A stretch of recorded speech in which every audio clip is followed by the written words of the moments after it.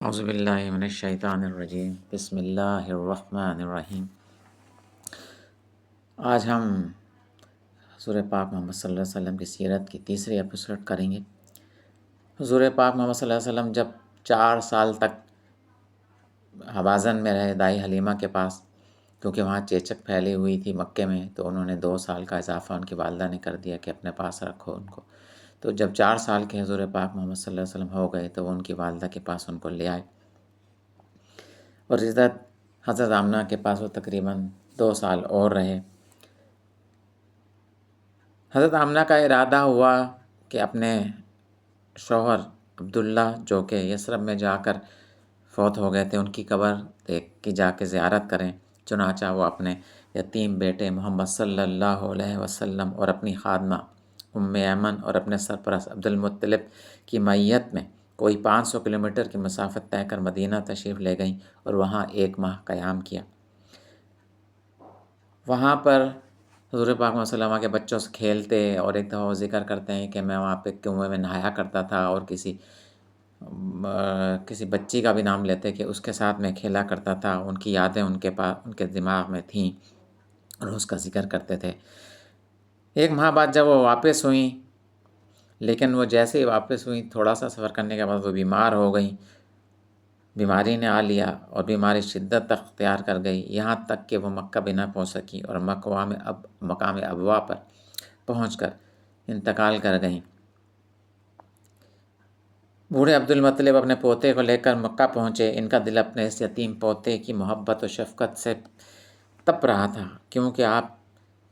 اسے ایک نیا چرکا لگا تھا جس نے پرانے زخم قید دیے تھے۔ عبد المطلب کے جذبات میں پوتے کی ایسی رقت اور ایسی محبت تھی کہ ایسی اپنی صلب اولاد سے بھی نہ تھی۔ کی طرح ان کا احترام کرتے تھے۔ ابن شام کا بیان ہے کہ عبد المطلب کے لیے خانہ کعبہ کے سامنے فرش بچھایا جاتا، ان کے سارے لڑکے فرش کے ارد گرد بیٹھ جاتے۔ عبد المطلب تشریف لاتے تو فرش پر بیٹھتے۔ ان کی عظمت کے پیش نظر ان کا کوئی بڑا لڑکا فرش پر نہ بیٹھتا، لیکن رسول اللہ صلی اللہ علیہ وسلم تشریف لاتے تو فرش ہی پر بیٹھ جاتے۔ ابھی آپ کا عمر بچے تھے، آپ صلی اللہ علیہ وسلم کے چچا حضرات آپ کو پکڑ کر اتار دیتے، لیکن جب عبد المطلب انہیں ایسا کرتے دیکھتے تو فرماتے میرے بیٹے کو چھوڑ دو، میرے اس بیٹے کو چھوڑ دو۔ لیکن جب عبد المطلب انہیں ایسا کرتے دیکھتے اور کہتے بخدا اس کی شان نرالی ہے، پھر انہیں اپنے ساتھ اپنے فرش پر بٹھا لیتے، اپنے ہاتھ سے پیٹھ سہلاتے اور ان کی حرکتوں پر بہت خوش ہوتے۔ آپ کی عمر ابھی 8 سال 2 مہینے کی ہوئی تھی کہ آپ کے دادا کا سایہ بھی سر سے اڑ گیا۔ ان کا انتقال مکہ میں ہوا اور وفات سے پھر کہا جاتا ہے کہ آپ صلی اللہ علیہ وسلم نے ایک جنگ فجار جو 4 سال تک چلی تھی اس میں بھی حصہ لیا تھا، کیونکہ آپ صلی اللہ علیہ وسلم خود فرماتے ہیں کہ میں نے اس جنگ میں حصہ لیا اور اپنے چچا زبیر کو تیر اٹھا کر دیا کرتا تھا۔ اس وقت ریسرچ کے مطابق ان کی عمر تقریباً 18-19 برس سے زیادہ نہیں تھی۔ بہرحال اس کے بعد حضور پاک محمد صلی اللہ علیہ وسلم نے اپنی عملی زندگی میں قدم رکھا، اور آپ کے نشیر و فراز گزر کر جب آپ مکمل جوان ہو گئے تو آپ نے اپنے قبیلے کے عام دوسرے لوگوں کی طرح اور اپنے چچا زبیر سے انسپائر ہو کر چھوٹی موٹی تجارت میں حصہ لینے لگے، اور اس تجارت ہی سے وہ پیسہ جمع کیا جس کی بنا پر اپنے نکاح پر 500 درہم یا 20 اونٹ مہر کے طور پر بی بی خدیجہ کو پیش کی۔ بی بی خدیجہ بنت خویلد آپ صلی اللہ علیہ وسلم کی پھوپھی صفیہ کی ننند تھی، جو آپ کے رضائی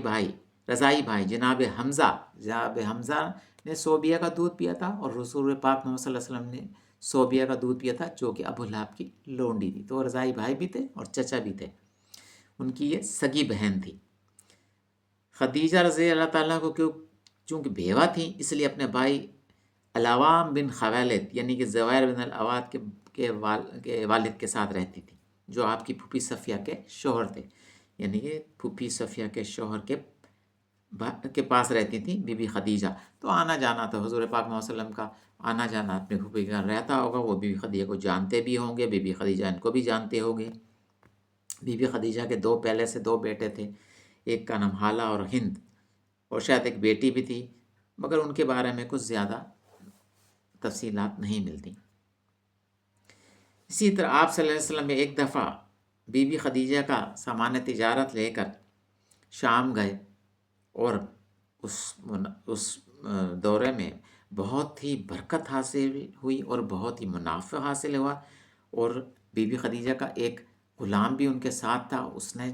بھی حضور پاک محمد صلی اللہ علیہ وسلم کے اطوار، ان کے اخلاق، ان کی اب عادتیں دیکھی۔ اس نے بھی آ کے ظاہر ہے بی بی خدیجہ کو بتایا ہوگا، ویسے تو خدیجہ ان کو جانتی ہی تھیں، اس کے بعد بھی شاید آپ کہنے پر آپ اس پر ان کو شاید بہرحال ان دونوں نے آپس میں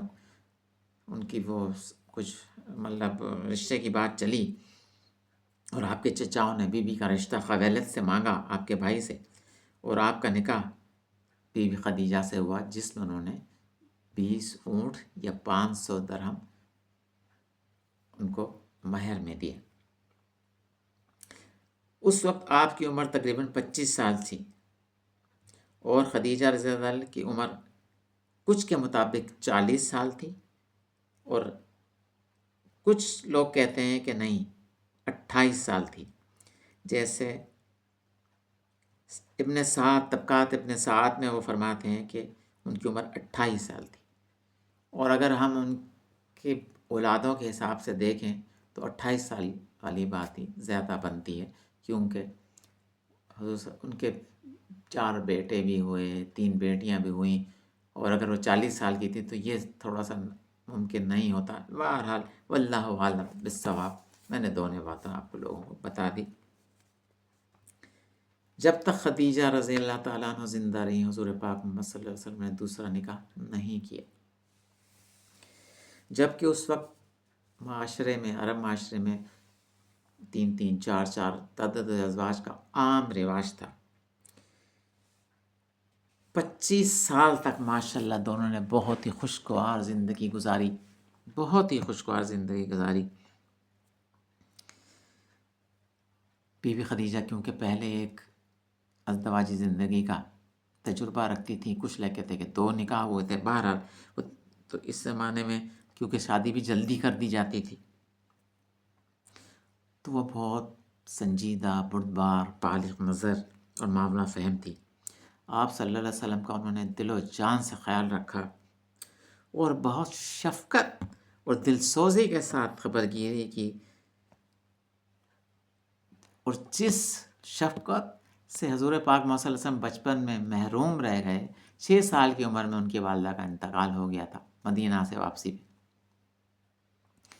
تو صرف 2 سال ہی وہ اپنی والدہ کے پاس رہے، تو ایک کمی سی تو تھی، تو وہ کمی اللہ تعالیٰ نے بی بی خدیجہ کی شکل میں رفیق حیات عطا کر کے اللہ تعالیٰ نے ان کو عطا فرمائی۔